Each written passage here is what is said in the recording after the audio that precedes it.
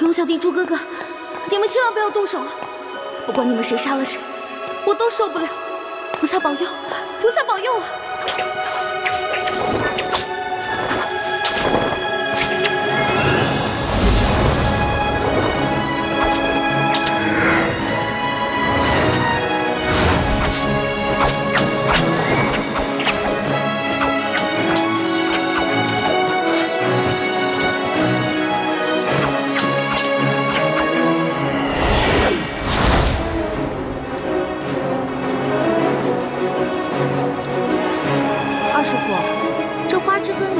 也能当武器啊？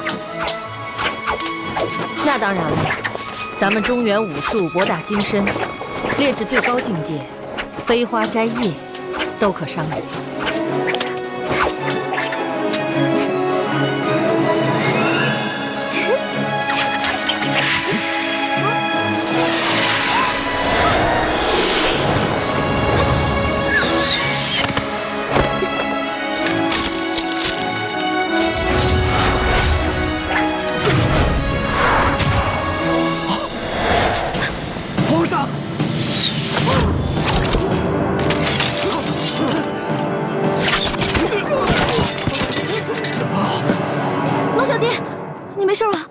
没想到到了这个时候，你还愿意舍身救人。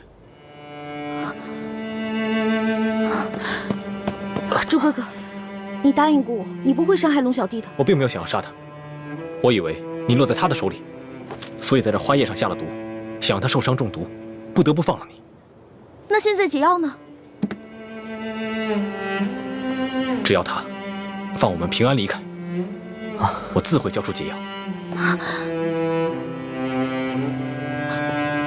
你没事儿？朕穿了你给的金蚕背心。一欢，你之前去哪儿了？我们都快担心死你了。我之前出宫了一趟，遇到了樊姐姐，我才知道你们在宫里有危险。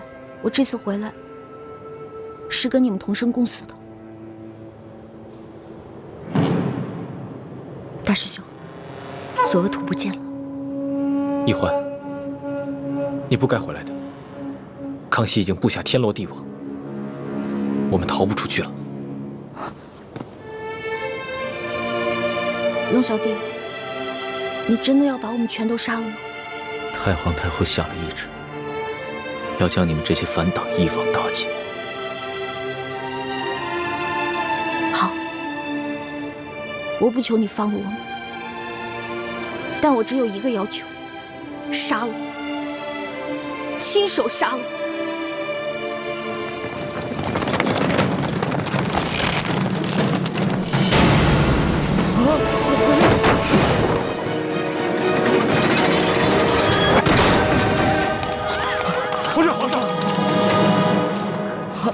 李公公，扶着他，扶着！别白费功夫了，你们逃不出去的。朱思轩、李易欢、雪倾城，尔等已是笼中困兽，不要再负隅顽抗了。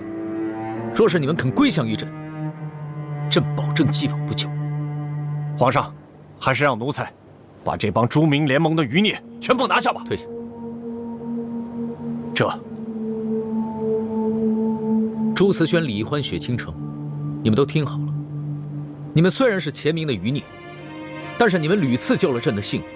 如果朕现在就杀了你们，你们一定会认为朕是一个无情无义、残忍嗜杀的暴君。所以，朕决定给你们一个机会。龙小弟，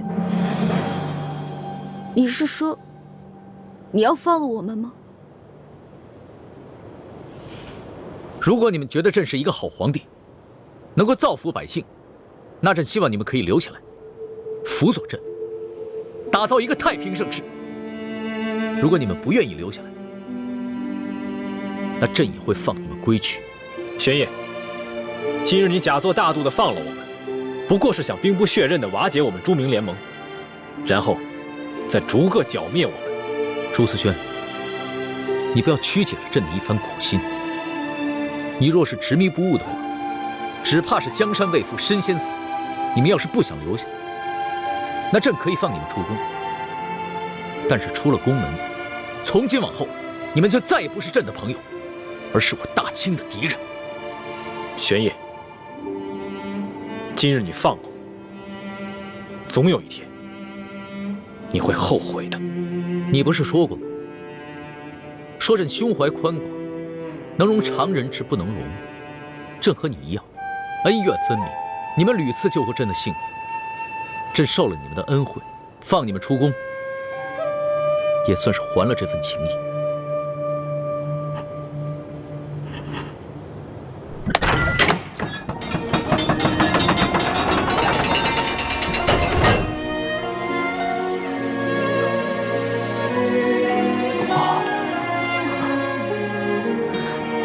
朱哥哥，李公公中了你的毒液镖，把解药分他一份吧，不要滥杀无辜。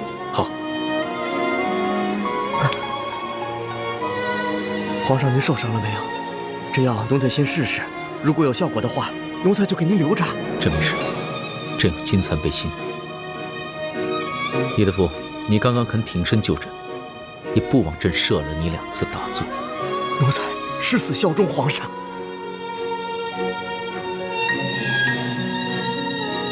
所图，奴才在。传朕旨意，放李欢、朱慈轩、雪倾城3人出宫，3日之内不得追捕，3日之后，他们就是朕的敌人。一经发现，立即捕杀，绝不留情。奴才遵旨。你们听到了吗？放他们出宫。现在是走是留？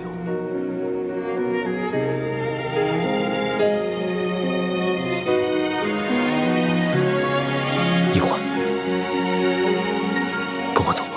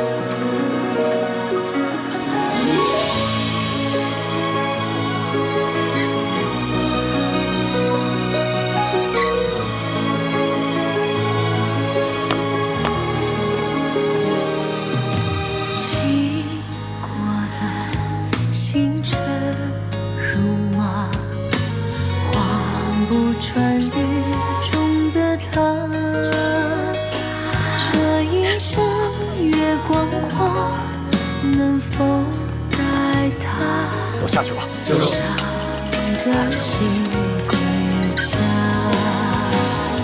愿做他掌上的明珠，献上我纯真的祝福。回忆中的路，看那花丛绽放百世的光速，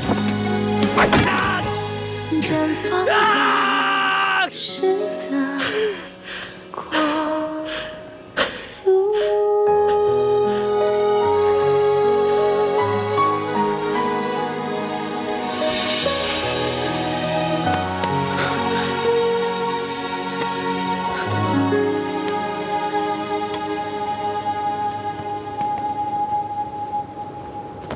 皇上，你可是一国之君啊，为何置大清安危不顾啊？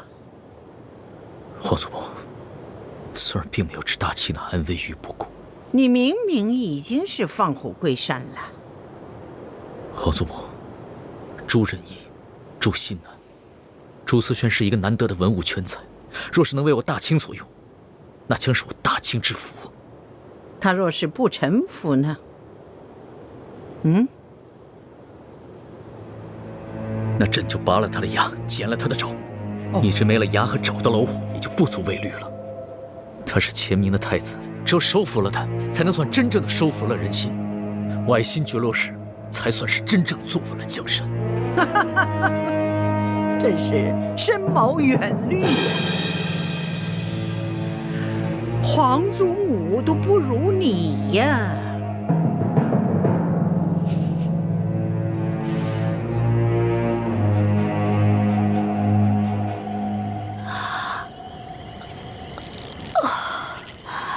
这呆若木鸡散的药效总算是过去了。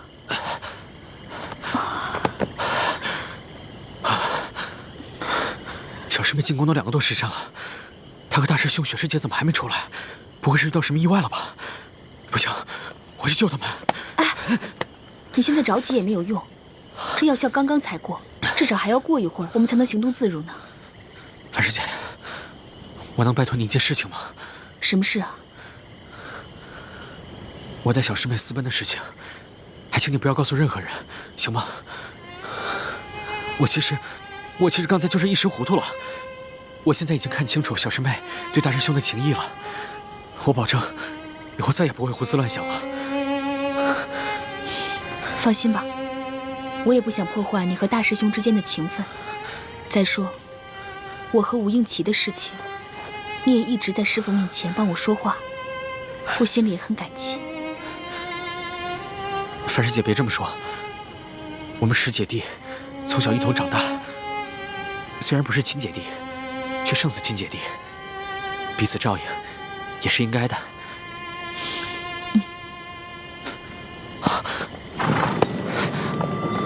有人来了，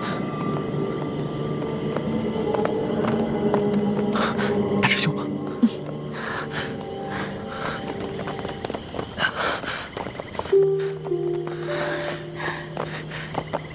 大师兄，雪师姐，小师妹，你们总算脱险了，刚刚把我和叶师弟都给急坏了。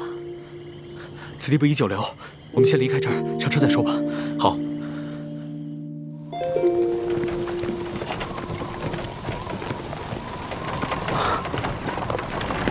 驾！康熙就这么放了你们？他的这份胸怀气度，确实令人钦佩。他不过是在效仿诸葛亮欺秦欺纵孟获的策略，要杀了我们几个容易，但若能收服我们的心，他们大清才算是坐稳了这江山。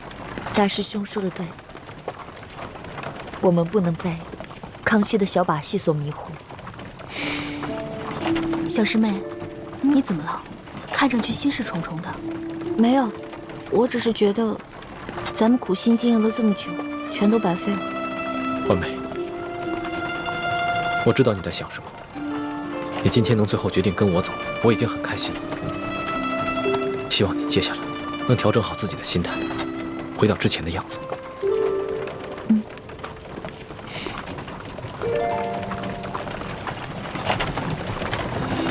撤！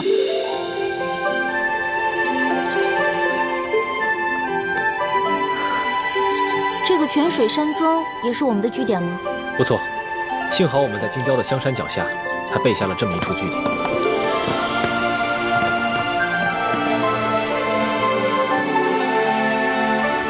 这是大明最后一个皇帝，大明最后一个皇后之灵位，这是你母亲的灵位，而其他这些，都是我大明的重臣义士。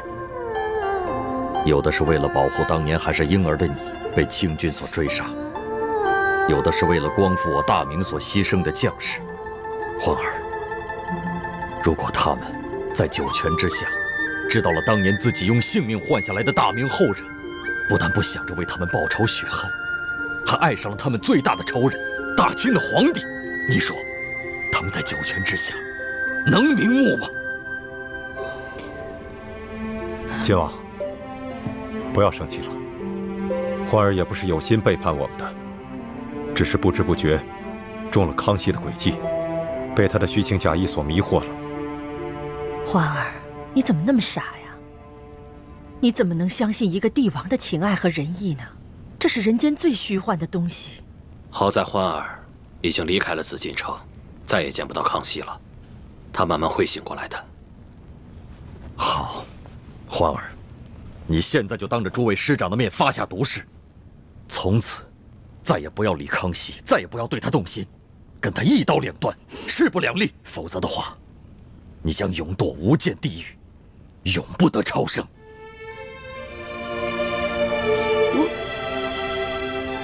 我发不了这个誓，因为我做不到。我那样就是欺骗了各位师长，而且我也怕永堕无间地狱，不得超生。你，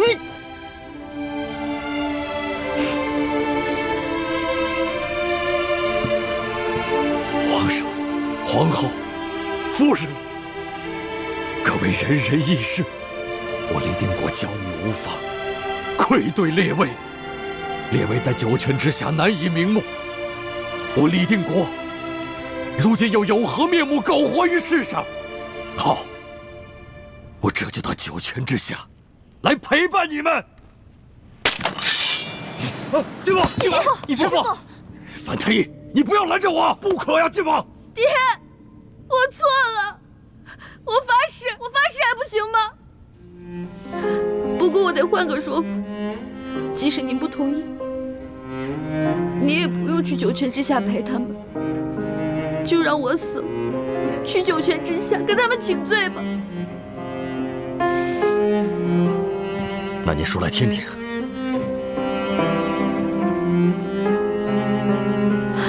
各位神灵在上，各位亡灵在上，我李一欢发誓，以后我尽量不会去想他，我尽量忘了他，我尽量不见他。但是如果我实在忘不了他，我会把他藏在我的心里的一个小角落里，不会因为他而影响到我各位师父还有亲友的情谊，也不会因为他而影响到光复大明的大业，如有违誓，那就让我一辈子只能吃糠咽菜，再无福享受人间诸般美食，一辈子只能穿粗布麻衣，再也无福享受人间诸般美衣，让我变成一个丑丫头，不敢照镜子，人见人讨厌，人见人唾弃。啊！你这算什么毒誓啊？师父，这个誓言对于我们来说可能不算什么，但是小师妹生性贪吃臭美，这个誓言对于她来说已经比死还要毒了。义父，诸位师父，义欢虽然任性妄为，但在此类大是大非面前，绝不敢用谎言来欺瞒各位师长。更何况，情之一字，不是说有就有，说没有就没有的。义欢能立下此誓，已是真心在悔过了。还请诸位师父就原谅他吧。晋王，太子说的对，过不了些时日，皇儿会把那个人忘了的。可是，他只说尽量做到，万一他要是做不到呢？爹，我这辈子最怕的不是死，我最怕的是吃不到美食，穿不到美衣，最怕的是变丑。我都发了如此毒誓了，如果你还不满意的话，那你就杀了我吧。晋王，我倒有一个办法，不光可以让大家放心，也可以让义欢安心，不会再胡思乱想。什么办法？既然欢儿跟太子早有婚约在先，而且他们俩也到了婚配的年龄，我们先不想光复大明之事，就先让他们早点完婚吧。哎，这倒是一个好办法。那此事就这么说定了，3日之后为太子和义欢完婚。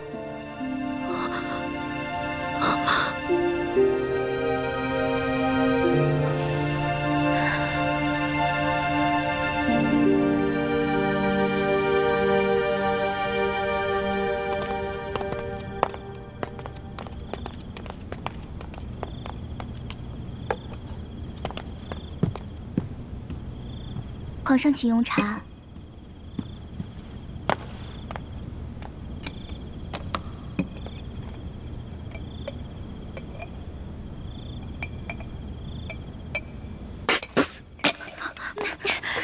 这茶能喝吗？啊，茶叶还没发好呢。皇上，奴婢给你换一杯吧。不用了，退下。是。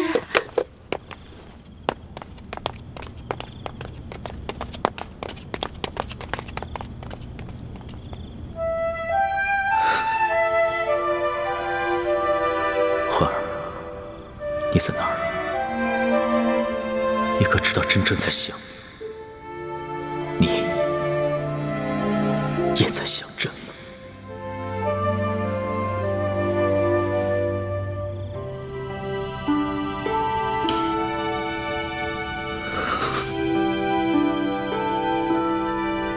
龙小弟，我现在正在想你呢，你有在想我吗？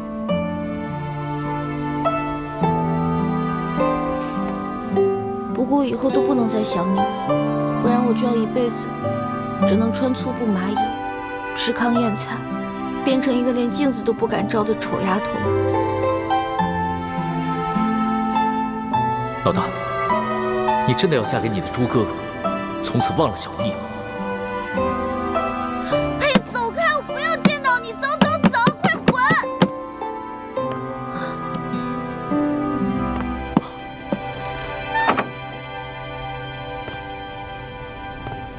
小师妹，我知道你讨厌我，但我不会滚的。叶哥哥，你误会了，我没有说让你滚。你穿成这样，你要去干嘛呀？我是来放你走的。放我走？嗯。小师妹，我知道你不喜欢我，不可能跟我走，但我也知道，你其实也不爱大师兄，心里并不是真的想跟他成婚，对吧？你去后门吧，我在那里给你准备了一匹快马。可是什么呀？可是，机不可失，失不再来啊！你要是不想看到你爹坐稳在你面前，你就只能悄悄逃走了。要不然，你真的嫁给大师兄，到时候你后悔都来不及了。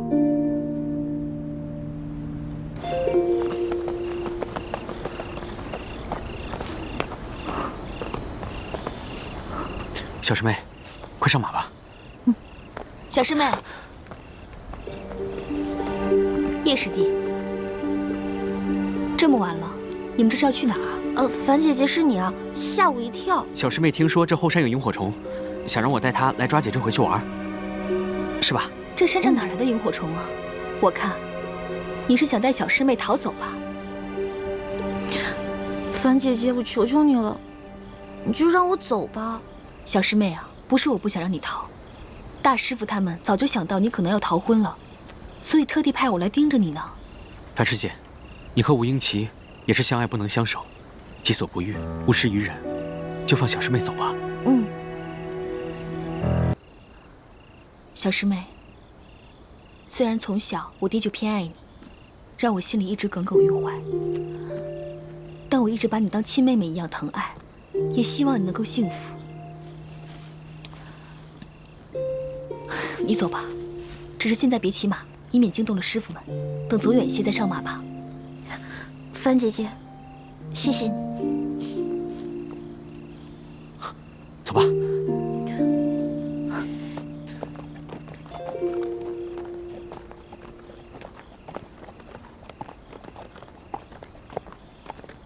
小师妹，我们只能送你到这儿了。你快走吧，万一被大师傅、大师兄发现了，那我们就惨了。嗯，好。你们早就被发现了。朱哥哥，叶师弟，你对易欢可真是上心了，居然帮他逃婚。朱哥哥，你别误会，不是他放我走的，是我逼着他让他放我走的。你就真的这么讨厌我吗？朱哥哥，我不讨厌你，相反，我很喜欢你。可是我对你的喜欢跟对龙小弟的喜欢是不一样的。你知道的，我从小最讨厌的就是让自己做勉强的事情。我知道我不能嫁给龙小弟，但是我又不想违心嫁给你。对不起啊，朱哥哥。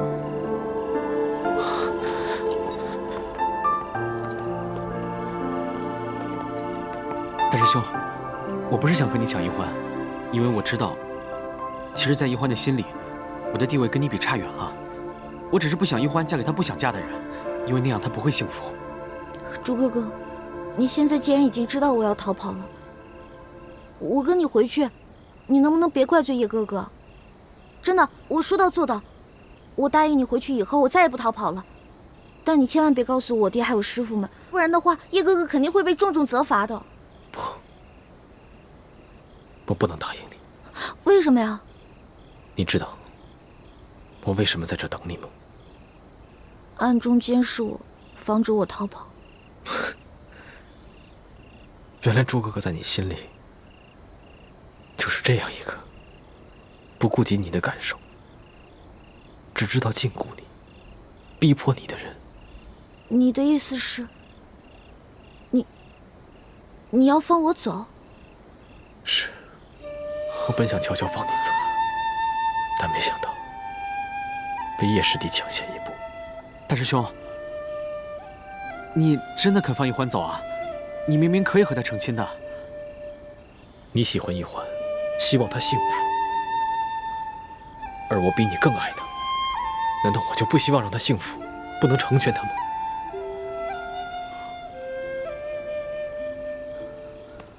环美，你我从小青梅竹马，两小无猜，更有婚约在前，所以你在我的心里一直是我的太子妃，谁也抢不走。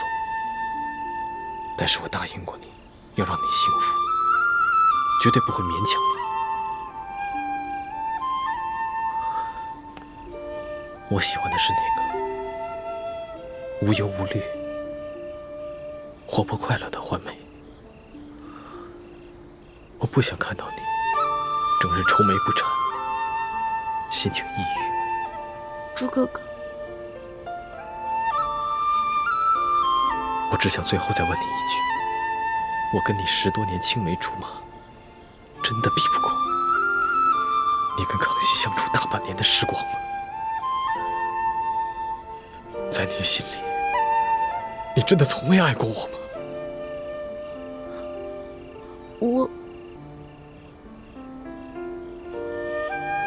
只要你愿意嫁给我，我会尽力让你这辈子幸福快乐。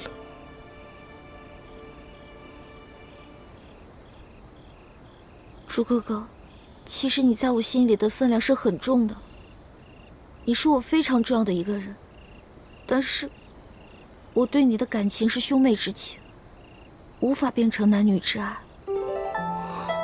我这次逃走不是为了去找龙小弟，我跟他是不可能的，我不可能嫁给他。我只是觉得成亲是这人生当中最重要的一件事情。我既然没有办法对你一心一意，那我就不能嫁给你，也不能做你的妻子，那样对我们都不负责。好，我明白了。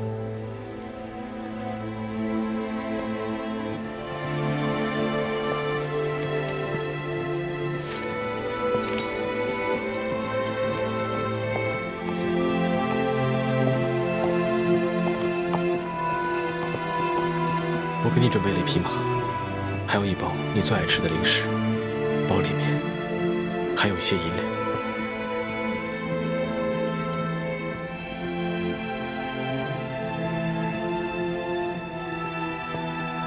你走吧。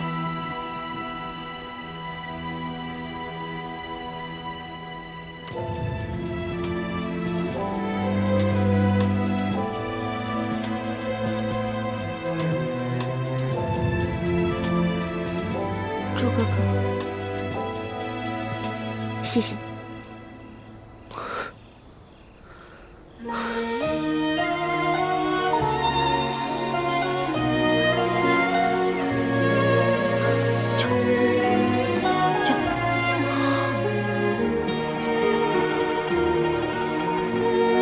朱哥哥，樊姐姐，叶哥哥，保重。小师妹，你也多保重。有什么问题，随时就回来找我们吧。驾！驾！驾！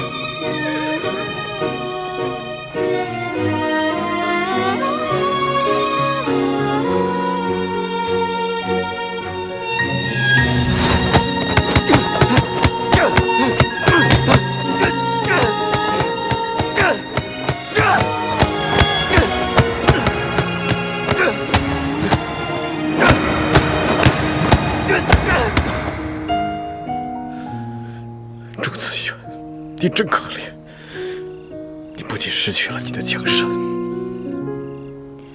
连你心爱的女人都保不住，你就是一个懦夫！懦夫！啊！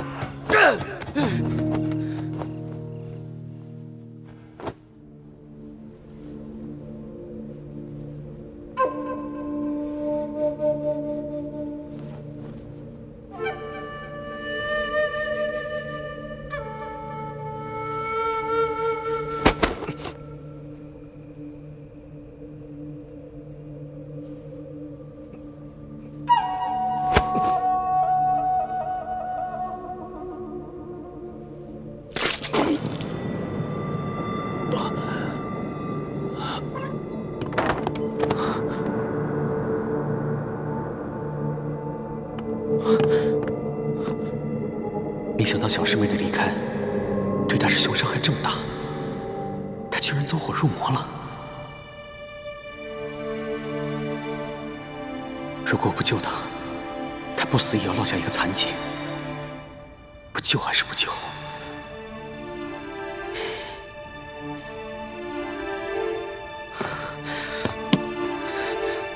如果我不救他，以后玉欢知道了，一定瞧不起我，更加不会理我。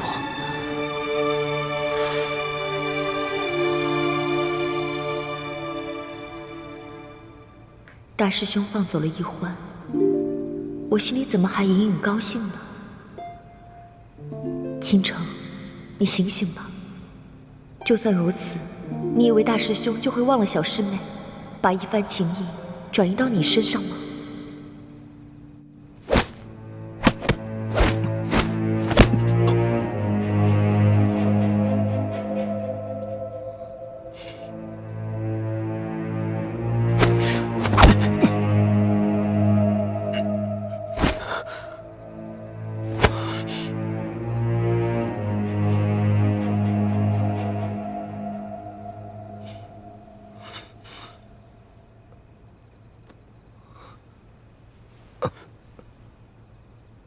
叶师弟，我没想到你会牺牲自己的内力来救我。之前是我错看你了。大师兄，我是喜欢一欢，但我比你更难得到她，所以我才会放她走。可我没想到的是，你明明可以得到她，却也宁愿放她走。如果换作是我，我做不到。我打心里佩服你。好兄弟。这个。好，慢点，这好放。怎么了？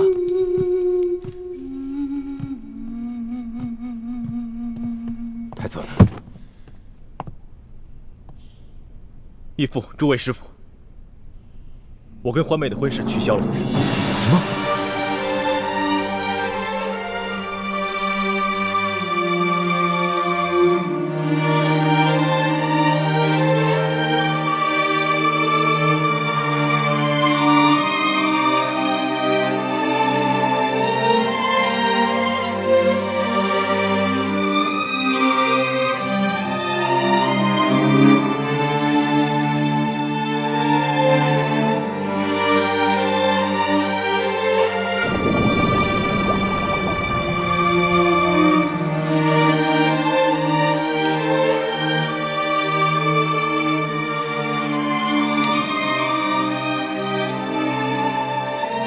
从今往后，你们要互敬互爱，相互帮助，以后光复我大明，就要靠你们了。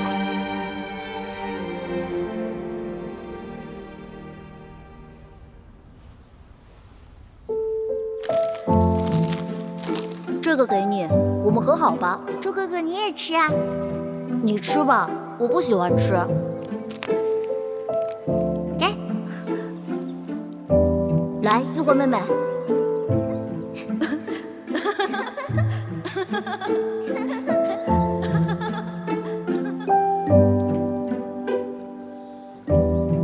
猪哥哥，虽然你放我走了，可你心里肯定是希望我留下来的。我就这么走了，你一定会很难过。天下这么大，我该往哪里去呢？一欢啊一欢，你既然和龙小弟是永远不可能的，你为什么就不能放下他呢？一心一意地对待你的朱哥哥。不，我做不到。你没有试过，你怎么知道你做不到呢？也许你可以慢慢忘了你的龙小弟，慢慢爱上你的朱哥哥。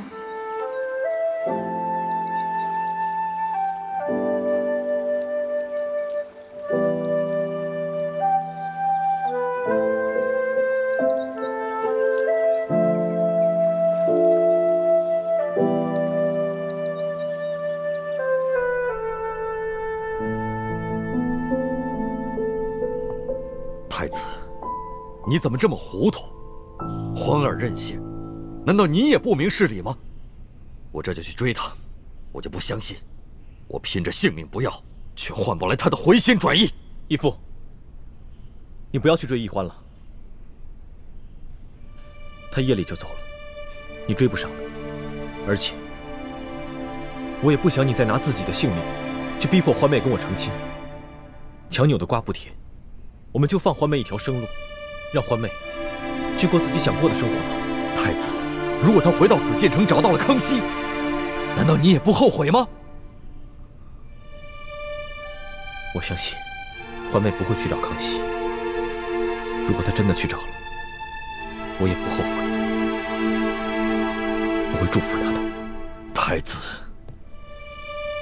你不要忘了，你身负国仇家恨的重任，你居然将先帝跟你定下的太子妃拱手让给康熙那个狗皇帝，你将我们光复大明的大业置于何地？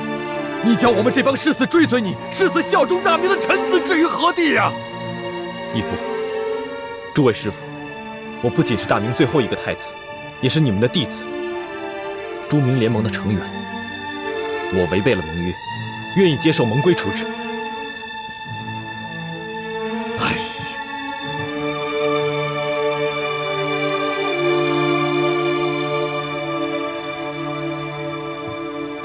你可知你犯了哪条盟约？该当受何处置？弟子知道。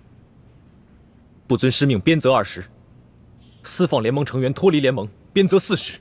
弟子两罪并罚，鞭责60。请义父遵守盟规，立即执行吧。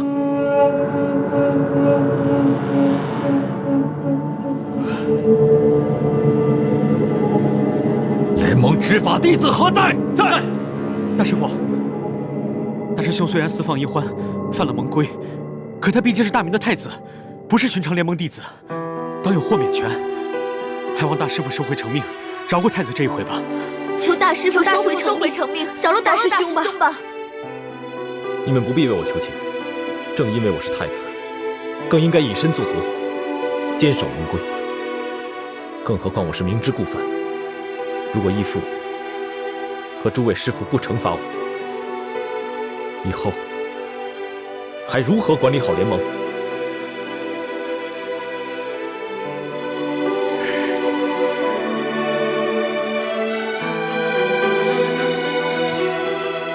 那就请联盟执法弟子执行责罚吧。驾！驾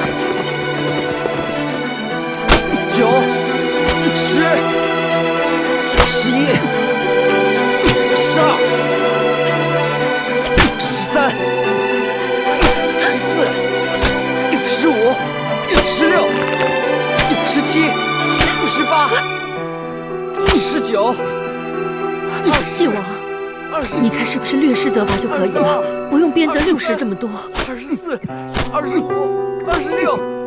太子要以身维护盟规的威严，维护他自己的声望，我们应该成全他。33、34、35、36。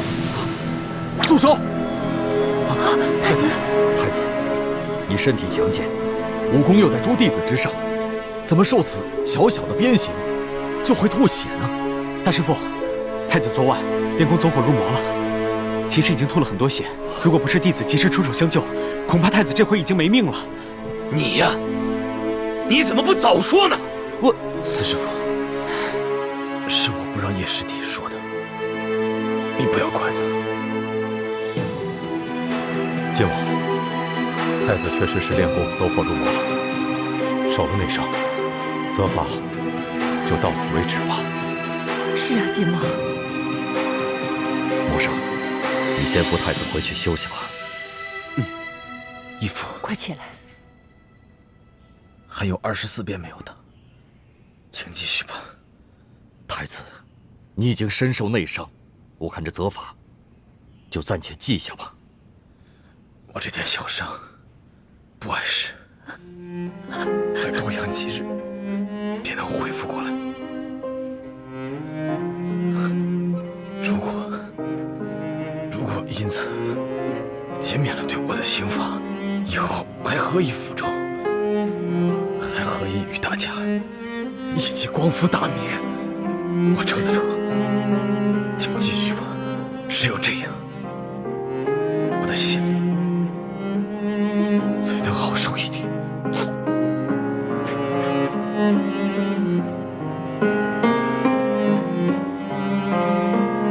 继续。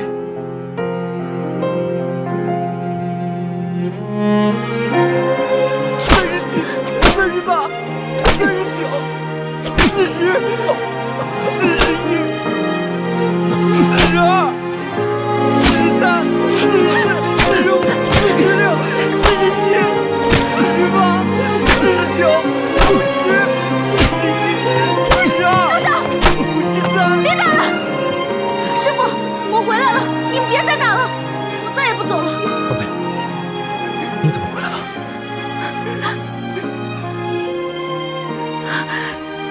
朱哥哥，你怎么这么傻呀？你不该回来，你快走，快走啊！朱哥哥，你不是想我回来吗？我现在回来了呀。我不需要你的怜悯。我没有怜悯你，我是心甘情愿回来的。真的？真的。那你愿意嫁给我吗？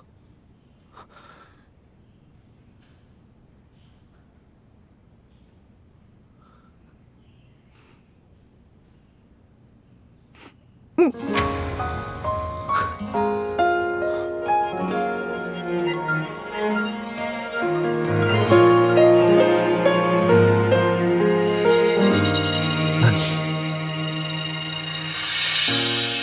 你真的放下康熙了吗？朱哥哥，请你再给我一点时间，让我慢慢忘了龙小弟，行吗？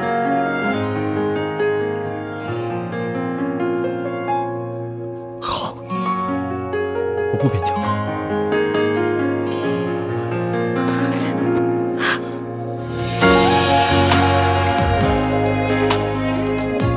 对不起了，龙小弟。从此以后，你就好好的对你的3宫6院七煞而飞吧。而我要忘了你，我要一心一意的对待我的朱哥哥。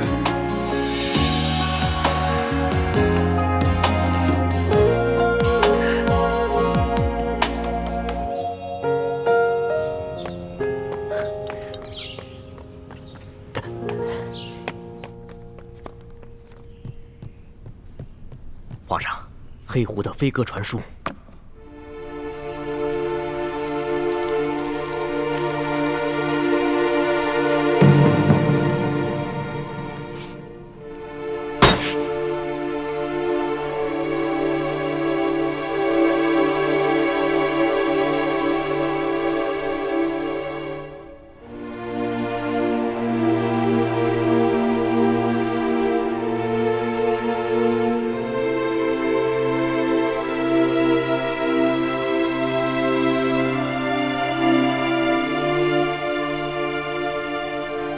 传所图。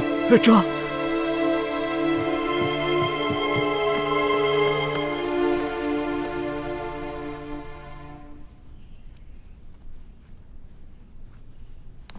太子，你练功走火入魔，受了内伤，现在又受了不轻的外伤，在你伤好之前，最好不要动用真气跟他人交手，不然你这个伤势会缠绵不愈啊。徒儿明白。晋王，皇儿已经回来了，那他跟太子的婚事还照常举行吗？今天本就是定好的大喜日子，太子虽然受了伤，但是却行动无碍。我看，婚礼还是继续举行吧，以免夜长梦多。太子，你觉得怎么样？欢妹，你不会改变主意了吧？我没有，我只是担心你的身体。我的身体不碍事，既然你能回来，就是最好的灵药。好，那就这么说定了，今天就给太子和易欢完婚。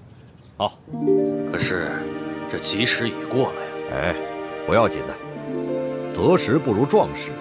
既然易欢他能够迷途知返，及时赶回来，这就是最大的吉事。至于吉时嘛，自然就是顺其自然。咱们大家都赶快动手，把大厅重新布置一下。好吧，只怕最快也要等到晚上才能举行婚礼了。晚上就晚上吧，给他们拜堂之后，刚好就让他们进洞房。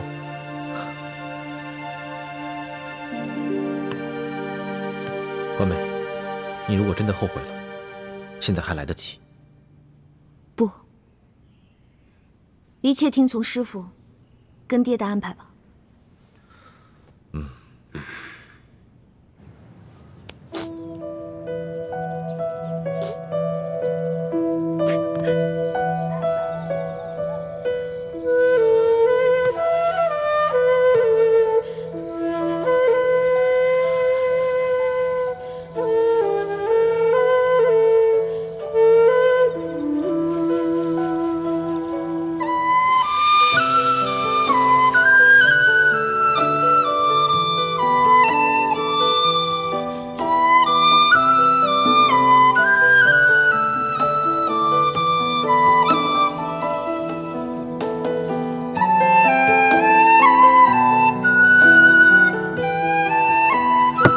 谁？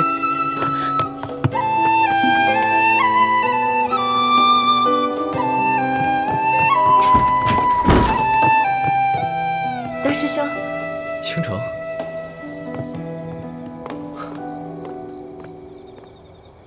原来是你啊！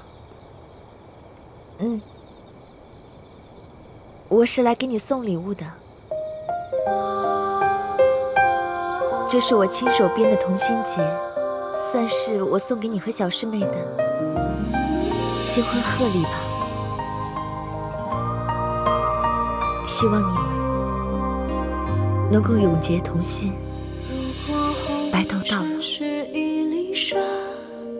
我愿在风中为你挣扎，请不要割断我的牵挂，这是我仅存的思念啊。如果前路铺满雪花，我也祝你早日找到那个全心全意爱你、珍惜你的人。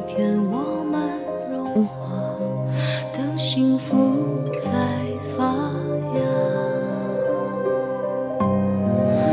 当大雪清晨淹没来时的路，当甜蜜还来不及淹没痛苦，你选择躲在我的回忆里祝福，我却只能眼看着眼前起了雾。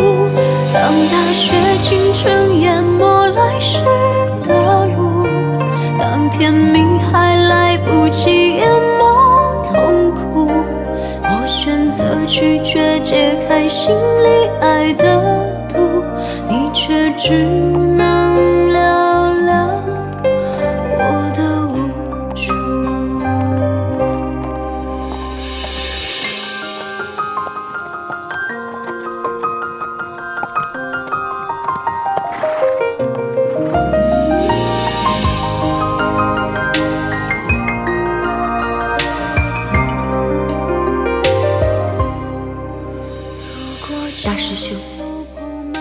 请原谅我的不辞而别。我没有勇气看着你与小师妹成亲。我祝你们幸福。等幸福在发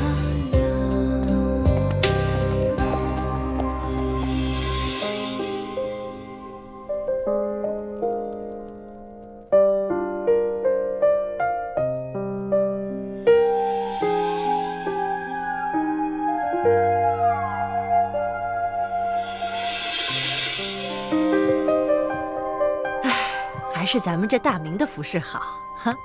瞧太子穿上这身喜服，可比平时英武潇洒多了，哪像这清朝的服饰，穿着浑身不自在。太子真精神，可说呢。好久没这么大戏了。太子，你的伤不碍事吧？没什么大碍，义父不必担心。那就好。太子呀，是人逢喜事精神爽，这身上的伤啊，也许就不药而愈了啊！太子，你叫错了，你马上就要跟奕欢成亲了，你还在叫晋王义父，应该叫爹。啊，这也算亲。对，是啊，爹。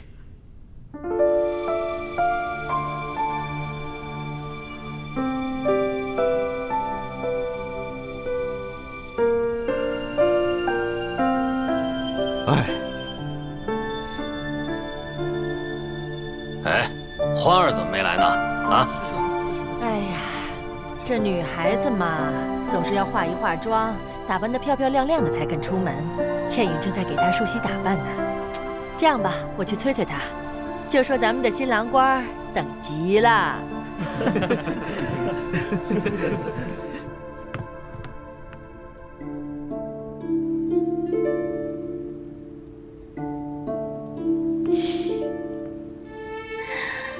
我们家欢儿好美。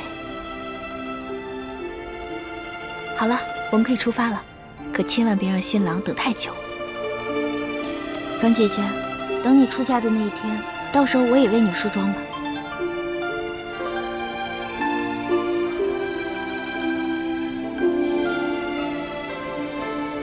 我这辈子怕是会和雪姐姐一样，都不会再嫁人了。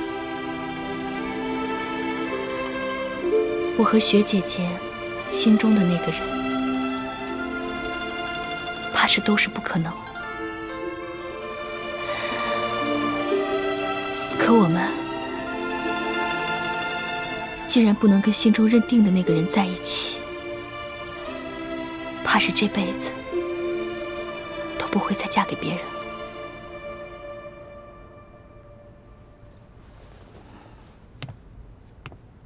樊姐姐，姻缘二字是这世上最难说的了。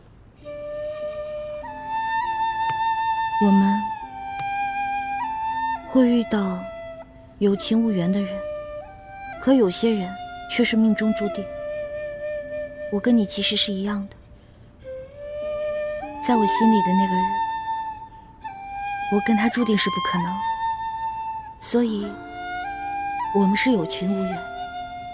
可我跟朱哥哥呢，就是命中注定。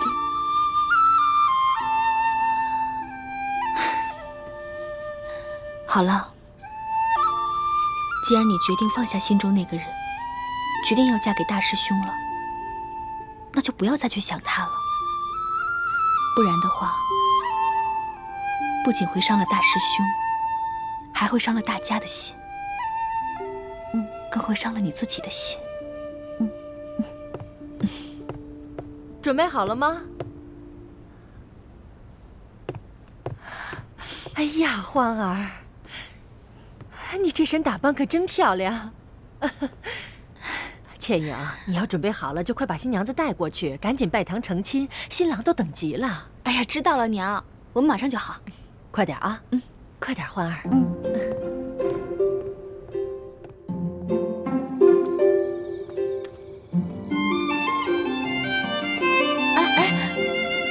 我不想盖这个盖头了，什么都看不见。哪有新娘子不盖盖头的呀？乖。等一下，这是谁放的孔明灯啊？哎呀，好了，别看了，小师妹，大伙都等着呢。哎，我怎么没看见雪姐姐啊？你能不能帮我去找一下她，劝劝她吧？毕竟我出嫁，她也该陪陪我啊。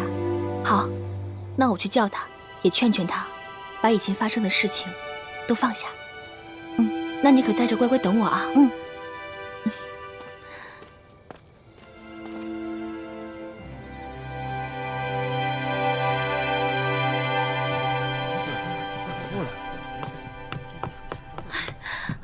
不好了，徐姐姐不见了。啊？不见了？哎，小师妹呢？新娘子也不见了。叶欢不是跟你在一起吗？我刚刚给她打扮完，在扶她来拜堂的路上，小师妹突然想起雪姐姐不见了，让我去找雪姐姐。结果我这雪姐姐没找着，回来路上小师妹也不见了，我还以为她自己来大厅了呢。这可怎么办呀？这可怎么成亲啊？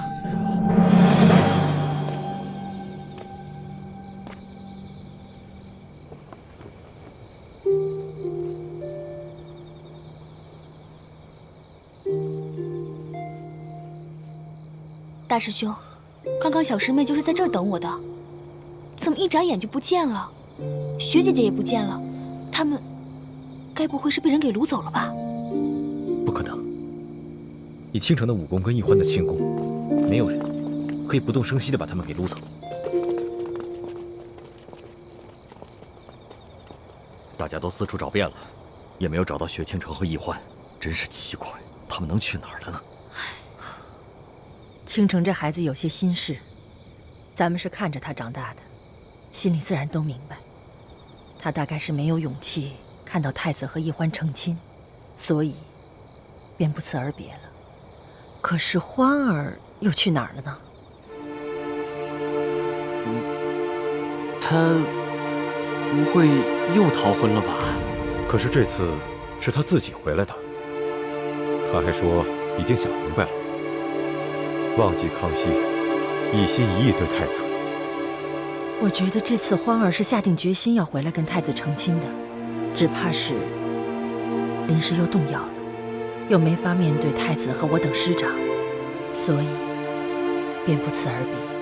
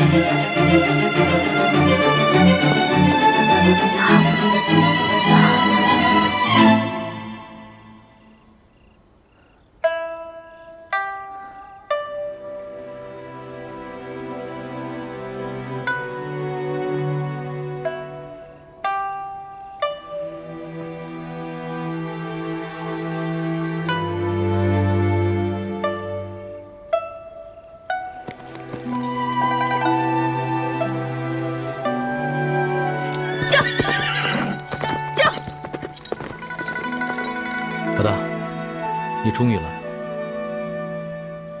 你这穿的是明朝的新娘服吧？真美。你看到了，今天是我大喜的日子。你这么着急来见我，是想当面祝福我呢，还是想趁机把明珠谷的人一网打尽呢？都不是。小弟是毒瘾发作，想和老大赌2把。我还要回去拜堂呢，没时间跟你赌。赌的不是骰子，赌的是心。第1把，朕放一盏孔明灯，赌你能不能看见。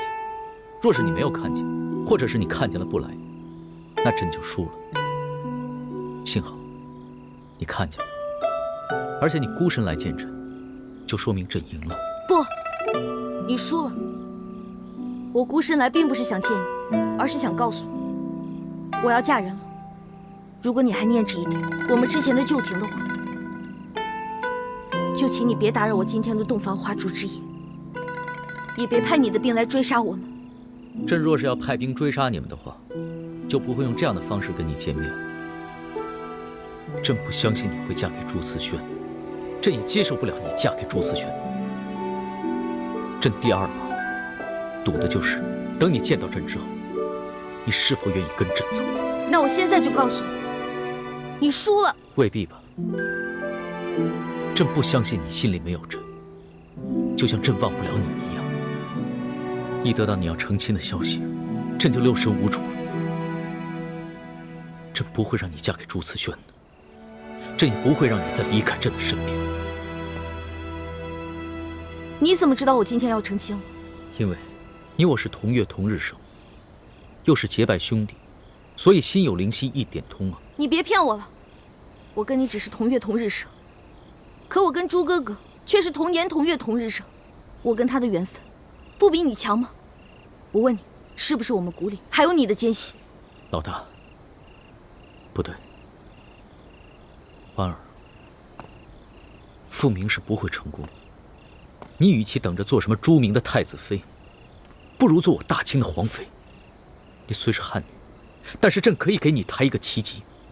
你虽然当不了皇后，却能得到朕的专注。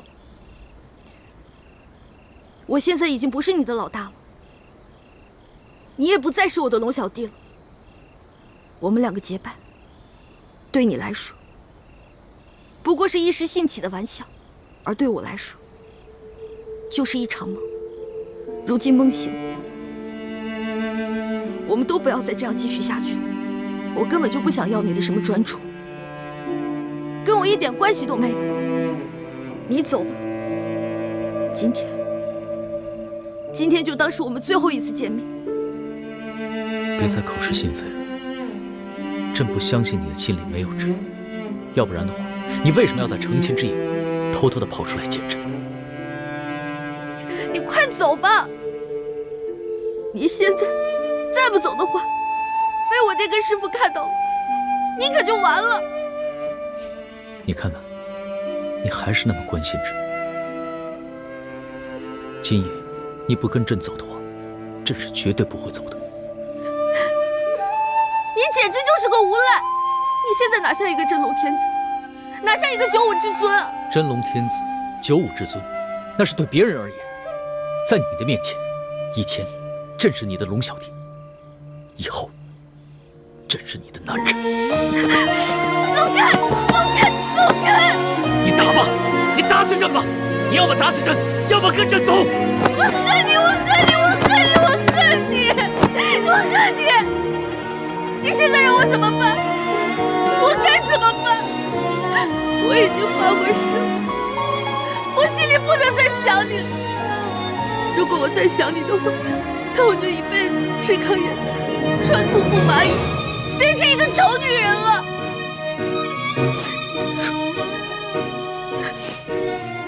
既然你已经发了这么毒的誓了，那唯一的解毒办法就只有以毒攻毒。你放开我！你放开我！放开！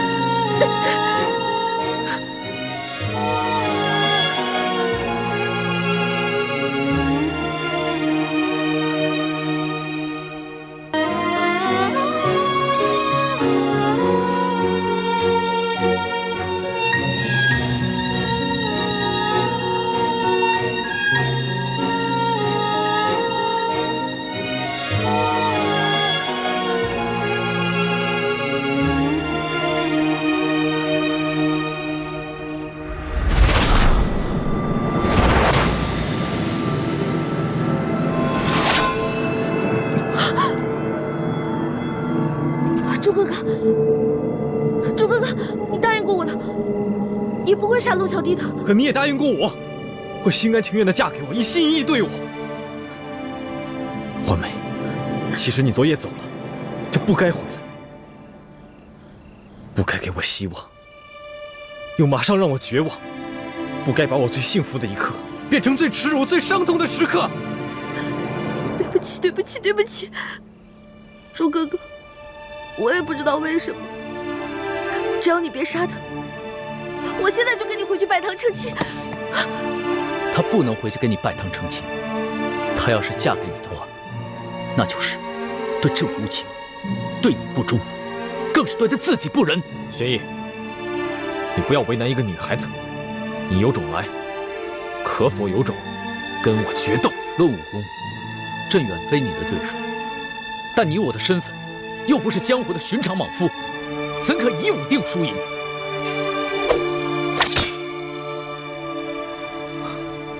若你我争的是天下，自然不该以武论输赢。但现在，我们争的是一个女人，则你我的身份，不过是世间一寻常男子。爱新觉罗玄烨，拔剑吧！我就站在这里不动，只用一双肉掌与你交手。你若能逼得我双脚动一下，就算你胜，我和易欢的婚事取消，你带他离开。你若是败了，我也放你一次，让你离开。我带易欢回去继续我们的婚礼。是男人，就接受这次挑战，否则滚回你的紫禁城，做你的八面威风的皇帝。但是，你再也没有资格以寻常男人的身份来跟我抢易欢。好，那朕就接受你的挑战，与你决斗。你疯了吗？你肯定打不过朱哥哥的，你快走啊！花儿，自8岁起，朕就只能是一个皇帝。但是朕现在想任性一回，做一回世俗男子，去真真正正的跟朱慈轩来一个决斗。若是输了，朕也绝不后悔。朱哥哥，三师傅说你这几天都不能与别人交手的。康熙都应战了，难道我还怯战不成？欢梅，这是我们两个男人之间的决斗，跟你没有关系。朱哥哥，玄烨，动手吧。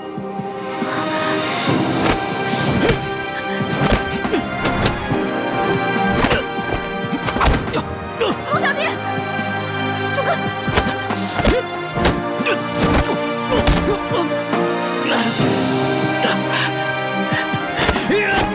龙小弟，龙小弟，别打了，别打了！你们两个别打了！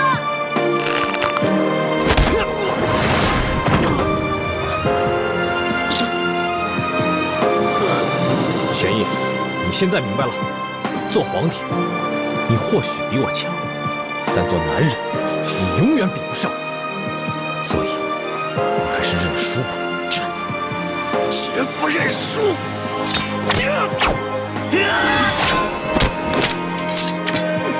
朱哥哥，朱哥哥，你千万别杀了龙小弟！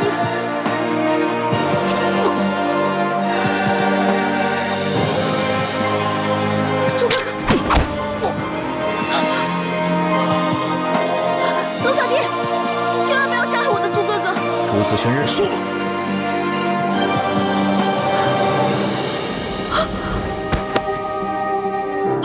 朱哥哥，朱哥哥，朱哥哥，你醒醒！朱哥哥，朱哥哥，你醒醒啊！朱哥哥，朱哥哥，朱哥哥！花儿，他已经输了，你跟朕走吧。不，他是因为我逃了婚，练功的时候走火入魔了。他私下放了我，犯了蒙规，所以受了鞭刑60下。现在和你决斗，又加重了伤疾，否则在平时，纵使有10个你也打不过我朱哥哥的。朱慈轩身受重伤，还要跟朕决斗，如此意气用事，怎么能成就大事？那你呢？孤身一人前来寻我，难道不是意气用事吗？花儿，朕不是意气用事。出来吧！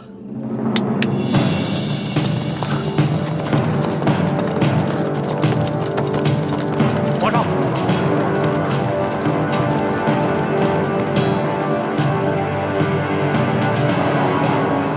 原来你早就安排好了。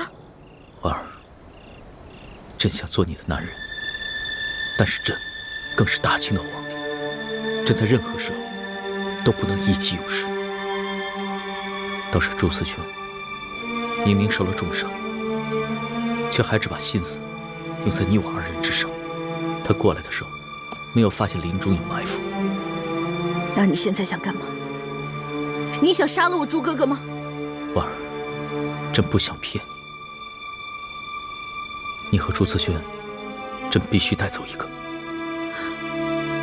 如果你今天不跟朕走的话，那朕会将朱慈轩带回去打入天牢。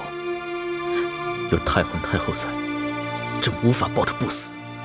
但你若是跟朕回去了，那朕可以将他留下。是去是留，你自己决定吧。你这根本不是在跟我赌，你这是在逼我。这就是在逼你。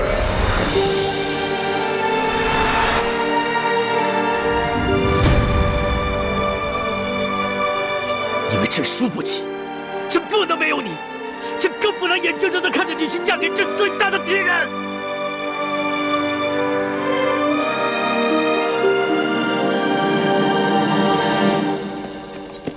玉，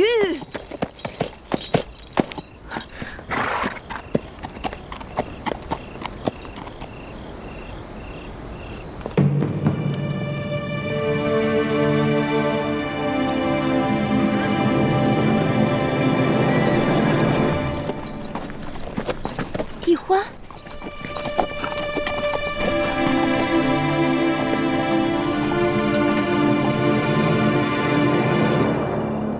大师兄，大师兄，大师兄，大师兄！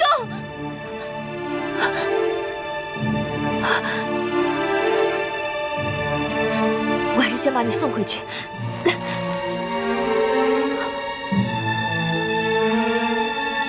这是师傅们发的信后弹。不行，我不能带大师兄回去。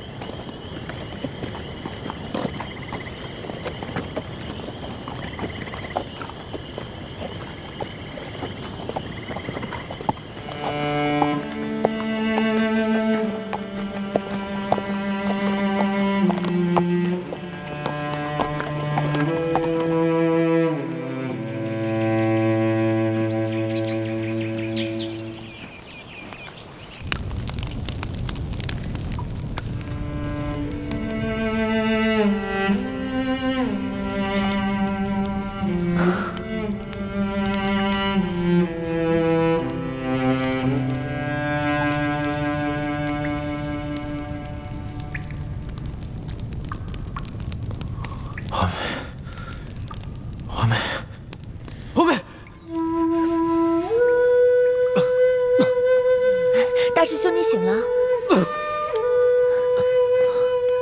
你醒了，大师兄。怎么样了，大师兄？好点了吗？倾城，我这是在哪儿啊？大师兄，你昏迷了3天3夜，都快把我急死了。你昏迷前是不是跟人交手了？你忘了三师父的嘱咐，在你伤好之前不能交手，不然你的伤会缠绵不愈的。欢妹呢？欢妹现在不在这儿，师父们在找你，还发出了信号弹。我没有把你带回去，因为我怀疑咱们明珠谷可能有内奸，所以康熙才会这么快就……我不想知道内奸是谁，我现在什么都不关心，我只想知道欢妹去哪儿了。大师兄，她是不是跟康熙回宫了？大师兄，你别这么激动啊！你告诉我，她是不是跟康熙回宫了？好，我告诉你，你可别太激动啊。那天我打算永远离开你们，可是我离开山庄没有多久，我发现天空中有孔明灯，我就猜到是康熙去找易欢了，就悄悄跟了去。结果我看见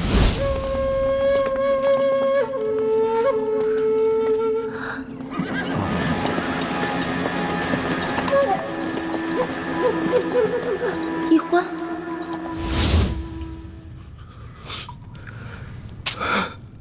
为什么？为什么？他为什么要跟康熙走？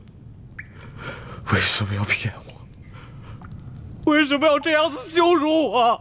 为什么？为什么？为什么？大师兄，为什么？大师兄，为什么？哭出来了，心里就会好受。为什么？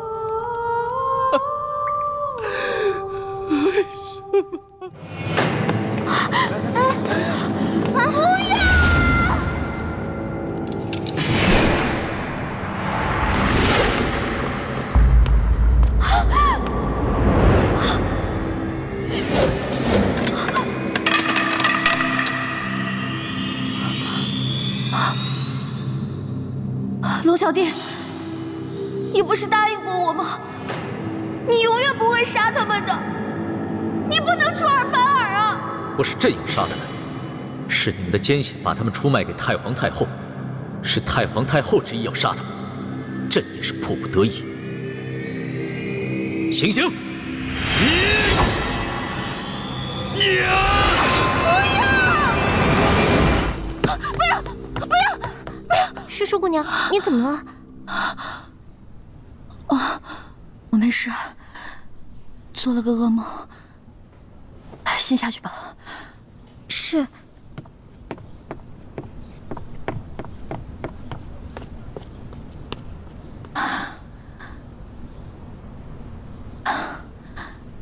朱哥哥，你怎么样了？你现在是不是很恨我？以为我无情无义的抛下了你，跟着康熙走了呢？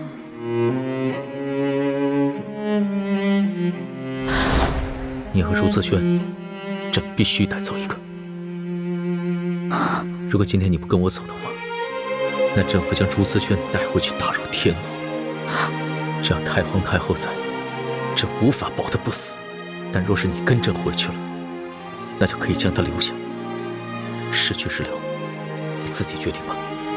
你这根本不是在跟我赌，你这是在逼我。这就是在逼你，因为朕输不起，朕不能没有你，朕更不能眼睁睁地看着你去嫁给朕最大的敌人。朱哥哥，我没有言而无信，出尔反尔。我一来是为了救你，二来是为了查清龙小弟为什么能对我们这边的情况了如指掌。我们明珠谷是不是还有奸细？你能原谅我？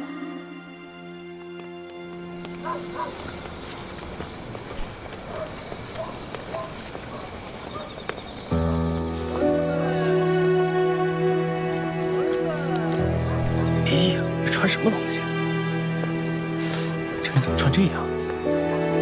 哎呦，这不前朝服饰吗？真是少见。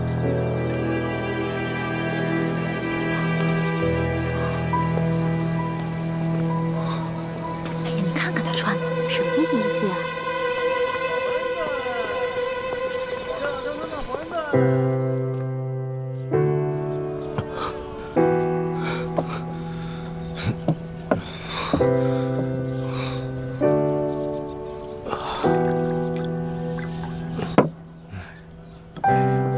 有一个喝多的，你看看。是。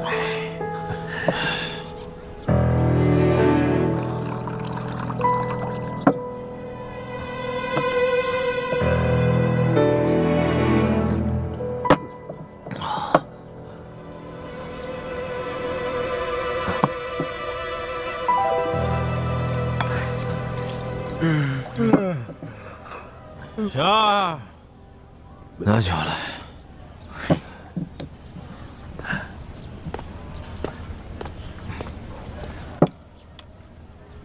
客官，你这都喝了一晚上了，还能再喝吗？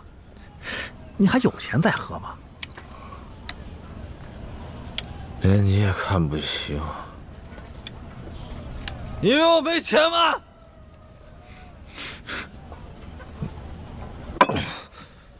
够了吧？够了，够了，够了，客官，只要您觉得小店的酒好，您随便喝啊。走下去。啊！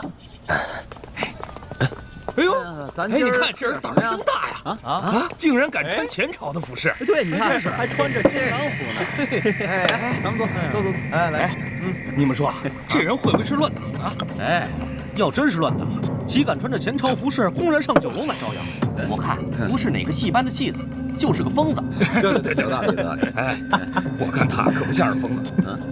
你看他那副伤心欲绝的样子啊！你说他既然穿了新郎的服饰，他不去洞房花烛夜，跑来这酒楼干什么呀？对，我看呐，一定是新娘嫌他不中用，将他赶出去了。我跟你们说啊，这说不定是这新娘子别有所爱，逃婚去了。那这个男人岂不成了一个大乌龟？王八！给我滚！他说什么？给我滚！哎呦喂，敢让大爷滚，爷现在让你滚，你滚！呀！好汉不吃眼前亏，咱们撤，快撤！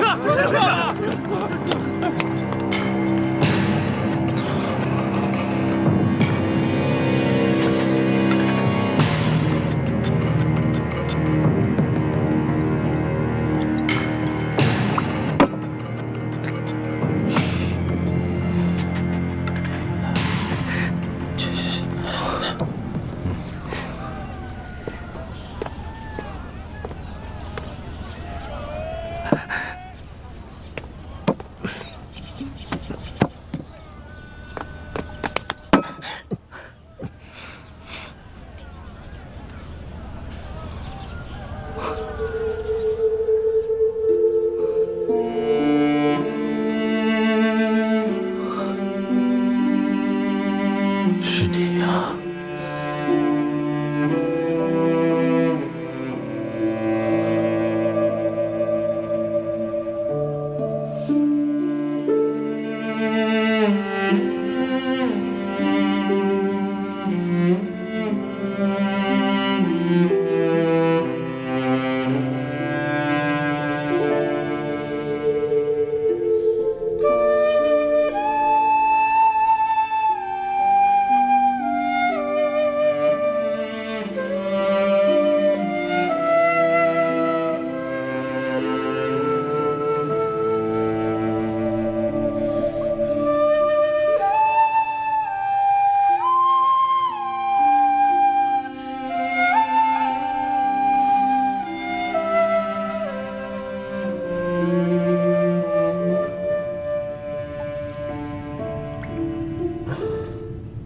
酒，我要喝酒，给我酒，给我酒，我的酒呢？哎，我的酒呢？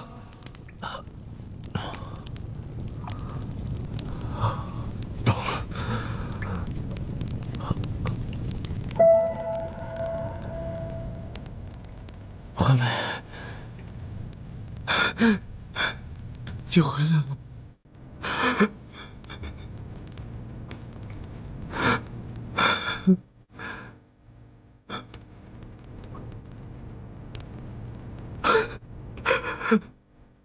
大师兄，你醒了。花梅，你怎么叫我大师兄了？你不是最喜欢叫我朱哥哥吗？好，既然你喜欢，那我就叫你朱哥哥。朱哥哥，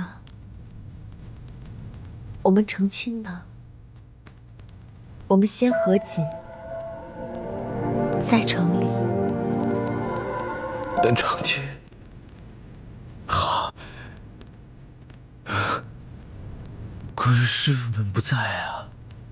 成亲是我们两个人的事，师傅们在不在，不要紧的。好，我们成亲，我们成亲。